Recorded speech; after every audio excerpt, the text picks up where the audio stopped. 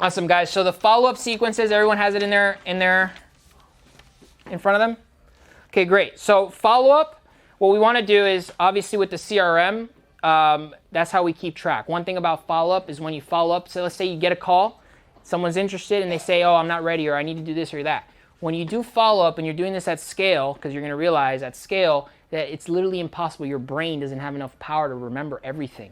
Even though we think we're brilliant, we're not. We're like, our attention spans are smaller than a goldfish, okay? So when it comes to, let's say, following up with someone you spoke to yesterday, if you don't write extremely detailed notes about exactly what that conversation ended in, so if they said, oh, I need to speak to my grandma because she's the one that makes decisions and I'm going to see her tomorrow at 6 o'clock after my church. Great. You're going to put exactly that in the memo for that follow-up, because when you call them back, you're going to say, hey, did you happen to go to that church and talk to your grandma at 6 o'clock like you said you were? What was the outcome of that? You see, but if you can't relate to that and you say, hey, just touching base, how's everything going? You're not going to get that deal. You're not going to have that connection with that person. And they're going to also realize that you weren't listening. Okay? And that's going to raise a red flag. It's like, who do you do this? Like, did you even care? Like, did you even listen to me last time? Right? So that's why it's very important to be extremely detailed. And so that also when someone else follows up with your lead, they know exactly also where they need to basically catch up on. What's up? How can you be extremely detailed? Because sometimes when you're calling, you're thinking about a lot of other things too. And then after you get off the What are you call, thinking about? you forgot. What are you thinking about? So thinking about, man, I don't know, just like random things. I think you're living in your head right now. Yeah. So just focus. You can just focus, literally. One thing is focus. It's a skill set, by the way. Okay, focus is a skill set. And if you do not believe that it's a skill set, you're never going to be focused, because it's something that you have to learn. People didn't get taught how to focus. And what I would suggest you guys to do, if you're going to do cold calls, literally turn everything you own off and put a timer on a freaking timer stopwatch and tell yourself, okay, from 8 a.m. till 11 o'clock, I'm going to cold call, and that is it. If your mom comes in, if your girlfriend is calling you, if whatever is happening, you're going to say, hey, I'm busy right now. I can talk at 11 o'clock. Because if you don't create that habit, you're going to be ran over, and you're going to be focusing on 10 different things. You're going to get nothing done at the end of the day. What's the best time to cold call? In the morning, right in the morning when people are getting ready and stuff, and then also 5 to 6. I gave you those times on that paper. Yeah. Once again, guys, a lot of this stuff we're running through it quickly because it's a lot of information, but everything is done for you on these papers so that you guys can go review it afterwards. Okay. So we talked about follow up with prospects. Okay. The follow-up sequences I gave you guys are for the emails, so that you can implement that into your GMass campaign. Can I borrow one real quick? Thanks, bro. Yep. So we got the follow-up campaigns for the Insta site, okay? And then we have an example schedule for follow-up calls. So for example, if you look on the last page, day 0 is your first touch point. You probably want to touch point again in 3 days. Then day 7, day 14, day 21, day 28, in case anything changes, because they might not be ready to buy now, but in 7 days they will, because they just paid off whatever it is. And because you followed up, they appreciate it, and now they're ready to sign up with you, okay? Another thing too, guys, when it comes to following up, you only want to follow up with people that you have deemed that are qualified, okay? That's why we do the fronting. Basically, we're going to talk a little bit more about that in the call center side, but the fronting is basically where we're calling people and we're qualifying them to make sure that it makes sense for us to follow up, okay? And also, depending on how much you charge, if your service is $3,000 or $4,000, that should give you a higher incentive to follow up, because that person's worth how much money in a year? So why aren't we following up if they're going to pay you probably what you make at your job right now from one client? I don't get it, right? People don't realize that. Like, follow up. This guy might pay you $1,500 every single month on autopilot. You do that one time, you do the work to follow up and get that deal. Once you got it, guess what? You got money in the bank, okay? And when you got money in the bank, you can focus on other things, okay? But up until then, you want to just focus on getting prospects, getting the money in the bank, and then figuring it out with your fulfillment side. Everyone on the same page? Yeah. Does anyone here have a problem with follow-up real quick? What's the issues that you have? I think before that, after reading this, it was just figuring out what to say, but just like that simple fact of just saying, hey, just trying to touch base, so just making sure you saw. So when I send you and just kind of just doing that and reiterating that, and also the fact of the manner where you're talking about you're only doing this process with qualified leads. Exactly. I feel like I kind of confuse that with just kind of doing random follow with people who weren't really qualified. Yeah, exactly. So we don't have all the time in the world, unfortunately. So we really want to figure out where our time should be focused on. And that's why we have this process, because it's meant to do this at scale where you're only focusing your time on what's going to create you more income. Okay? And if you guys are doing the sales part, which ideally you guys should be doing that, the sales aspect up until you replace yourself, you're going to really need to be on point with your follow-up, guys. Because follow-up is what customers and clients appreciate when they've been super busy or they can't afford to do something right now. And because you were proactive on following up, they now really, really like you and they want to hire you for everything. Okay? But the client who doesn't follow up, ready? You ready for this? If you get a client interested, right, and you forget to follow up, what did you just do? Lost the client. Not only that. Not only that. You reset the whole sales process? Not only that. They're not gonna Lost look at trust? your business. Yeah. Not only that. You lost your entire life. I don't know about life, but you basically just warmed up that prospect for your competitor. Give yourself a hand of applause for that, right? Who are you working for, yourself or for your competitor? Okay, so if you stop following up, just remember, give your competitor a high five. That was a lateral pass I just gave you there, bud. Okay, and that's the reality of the fact. Okay, because if you're not following up, someone who actually cares about their customers and helping people is, and they're going to win the business over you. Oh yeah, I talked to this marketer guy the other day, but he hasn't freaking hit me back up. I don't know what the heck happened to him. But what do you have to offer? You just lost. Okay, so don't ever be in that scenario, because you can actually control that from not happening by just being proactive. And that's why you have to have a pipeline. And that, what's cool about Pipedrive, by the way, I don't know if it's pulled up here, but when, let's say you get a new lead, okay? So what is this? Where are my deals? The edit deals section on the right, you gotta cancel it out. What? Cancel? Continue editing? Leave this page. Leave this page. Boom. Jesus. Okay. So let's say I say a new deal, right? I add a deal in here. Okay. It's going to ask me to add their contact name, etc., like the basic info. And I'm just going to open up a deal. I'm sure a lot of you guys are in here because I've spoken to probably every single one of you in here.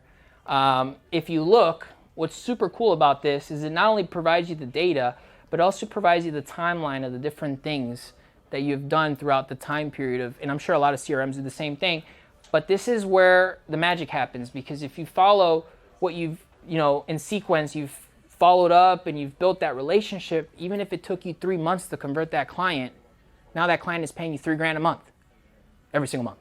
Mm-hmm. It's a good feeling. I don't know if you guys are excited about that, but $3,000 a month will change your freaking life. Yeah. That's just from one client, okay?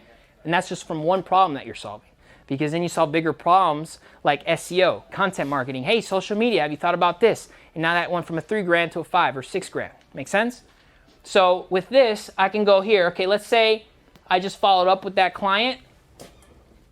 Okay, I'm going to put an activity. Let's say they said, hey, call me tomorrow or whatever. I'm going to say, okay, well, follow-up call. Okay, here you have Zoom call, task, email, or intercom, because that's what we use. But in this case, you would just do a Zoom call or a regular call. Follow up when? So they said tomorrow to follow up. At what time? They told me at 10 a.m. was a good time. So I'm going to put 10 a.m., wherever that is. Okay, boom. The duration of the call, I mean, you don't really have to put anything here. But here is very important that you put notes. So, Johnny said he was at the hospital, right? I don't know how to spell. Hospital. Is that how you spell? Okay. Hospital. And had no time to speak, but said he was extremely interested, whatever, but just super busy. Right? Now, I hit, let's just forget the cat. I mean, no one's going to see this, so other than you. And then if you had more people doing calls, you can assign it to somebody, but in this case, we're just going to keep it this. And then you would save, right? And now what's going to happen is when you look at your deal pipeline from this angle here, this is the guy I just tweaked. Basically what this means is that there's an action that needs to be taken. whether it's a action in the future if it's green or an action that hasn't been done, and that's why it's red. So if I click on this, I look at like what happened here.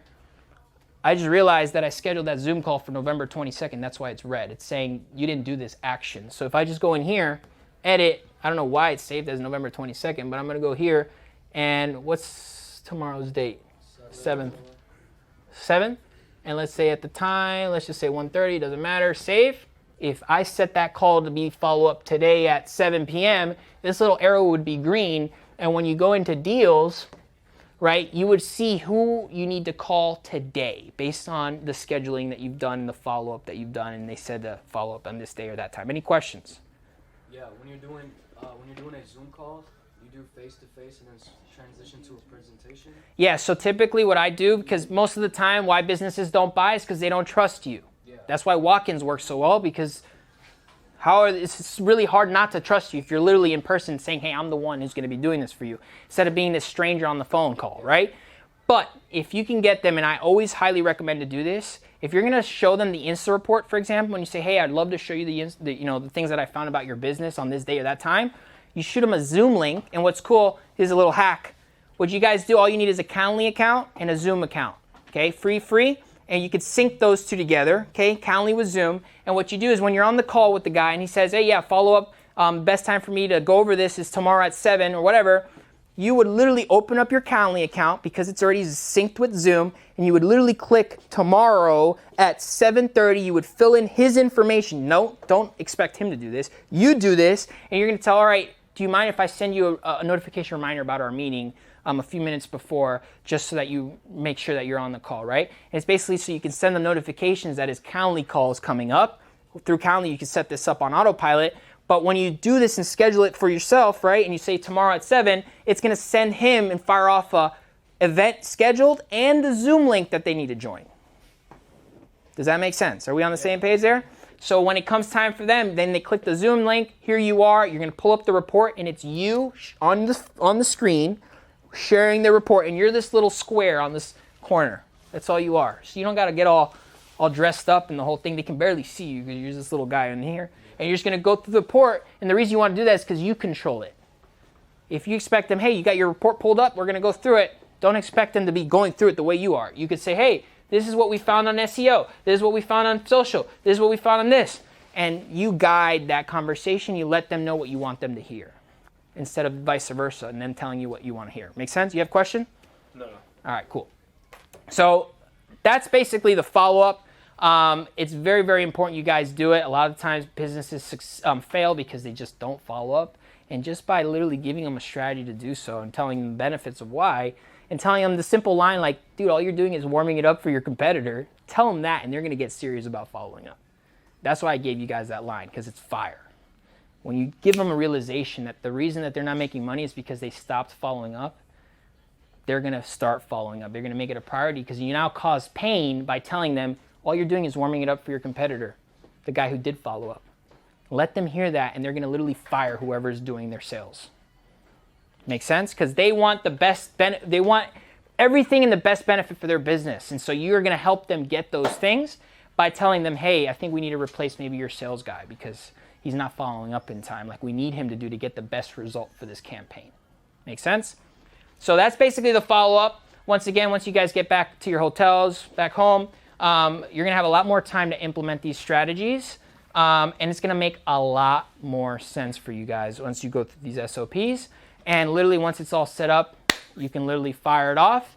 And within, a couple days, ask LaShawn, you can start getting a ton of, this guy is probably following up with people right now because it's just so much that's going on. And because you're following this strategy, you're going to be really successful because everything is covered. All the bases are covered. Yeah. Question? No, something.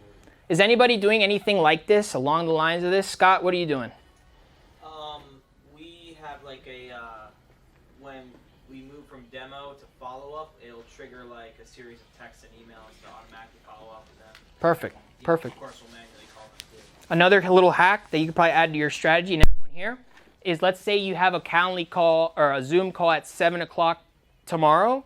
What you can do to literally increase that conversion through the roof is through Zapier, you can set up a Zap to send a voice memo of yourself to that business owner the day of your event, saying something like, "Hey, I'm just super excited for our presentation today. I worked really hard on it. I'm super excited for you to so I can share this stuff with you. Just looking forward to our call. Let me know if anything has changed if you can't make it." Do you do that as a voicemail drop? Voicemail drop. Yeah, slide broadcast. An hour before the presentation, and think about how much that conversion rate sounds like you just called them and said, "Hey, I'm really looking forward to our presentation today." And it's your voice saying that. Not a video, it's just your voicemail drop. It's automated, it fires off automatically once you set the zap up, and you don't have to worry about anything. Next thing you know, you're just focused on your Zoom calls. And you can set that up with Calendar. You can set that up with, Yeah, you would just have, that's a Zapier to set that up. You have to use Zapier with the Cali thing, and it's like a little hack that I have to show you guys how to do. Basically where you could set it up where it's an hour before the call comes that it could fire off that slide broadcast. So that's just a little hack on top of the text messages, which is great. But just figuring out how many more angles you can come at because you really want to show that you care about helping them. And you're going to do whatever it takes to get them on that call. Because you're just so certain that you can help them, and that's why you're trying so hard to get them on board. Does that all make sense? Yeah. Dude, I think you're making me feel like I need a stretch or something, bro. You tense? We got to do some push-ups or something, man.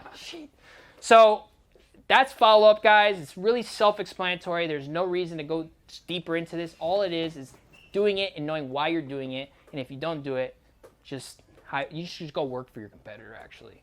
Just go be the sales guy for your competitor and have him do the follow-up because that's what he's good at. Make sense? Guys, Awesome, what we're going guys. to do is we got 5 more minutes and we're going to do lunch so you guys can all loosen up, have some drinks, go outside, get some air, eat some food. Anybody got any questions? We'll do 5 minutes where we'll let you guys literally drill us with any questions that you have. We'll answer it. Go. For the templated website, sorry, it's kind of off topic for Yeah. this, but like, what is the legality of, like, is it the same exact content per website, and then like, what is the? Yeah, so it's templated content, as in like it's actually SEO, like keyword rich content. Yeah. But once again, when you apply it to a certain business, let's say you have all these different services, your business owner may not have all those different services. They might have different services, and then that's where the combination of different content will come in. Not only that, but a lot of times these guys have websites with content on it. All you do is plug and play into the new website with the new format, which is much more optimized for SEO and rankings, etc. Does our team do that, or does the DashClicks team? We can do that. So for example, if you have a client who doesn't have a website and wants different content than what's already on the page, you can hire us for content. We'll create new content for your entire website. I mean, as far as the back and forth communication, is that With content? with getting their website how they want it? We don't do like website maintenance stuff now. But that's Yeah, all so- that can all be done through the website builder. You can just copy paste. It's really simple, really easy to use. No coding, no nothing. And that's also added value that you can provide is also like, hey, if you, with the purchase, I'll help you customize it, give you an hour of my time, make it perfect for you. So that way you're happy, we're both happy, and you can grow your business, right? And it's just added value. You could charge for it or not. What I would do is say, hey, this is a complimentary hour that comes with the purchase. If you want anything additional, we can talk about that, but that would be at a charge because our team would have to go in and do these things for you. I want to know how you guys got a backlink from Vendasta, though. Have you guys seen that article? Yeah. Oh, So, I read it. It was funny as hell. yeah. Showing up on the radar of the big boys. That's awesome. They're a little scared of us. It's okay. Once again, SEO. Oh, yeah, I just pushed you guys up. I was laughing so hard with that. Like, okay. How do you kind of autopilot 9,500 deals? How do you autopilot? Yeah, that I mean, is. that shit is still mind blowing. You know what Yeah. I mean? Like that's So- it's fucking. I don't know. At least for me. So everything has a system, Yeah. right? So when they're in here, there's processes that happen. So if they're a new user, that doesn't mean necessarily that they've scheduled a demo yet. Yeah. Okay? So there's a process behind getting them to schedule a demo, like the in-app messages that you guys get, the emails that you guys get, da-da-da-da. And so when you click on that next step, that's when the pipeline moves. What we do really well at DashClicks is automate everything. Yeah, that's yeah. Right? So that's what software and all that stuff do, but ultimately that's not something you really need to worry about right now because you can easily get to 7 figures without Automate. all of those other things, right? We're doing it because we're doing it at a scale that's like, Yeah. we're trying to do this for multiple agencies all around the world. So the only way possible is with software. Got you. Okay. Anybody else got any other questions? We'll take one more and then we'll hit lunch up. No? Let's eat. Woo! All right, let's go, guys. Let's take a quick break. What we're gonna do, guys, just so everyone knows, right now it's 12:30. At 1:30, we're gonna start. I'm gonna show you guys how to build a call center. 1 hour, okay, guys?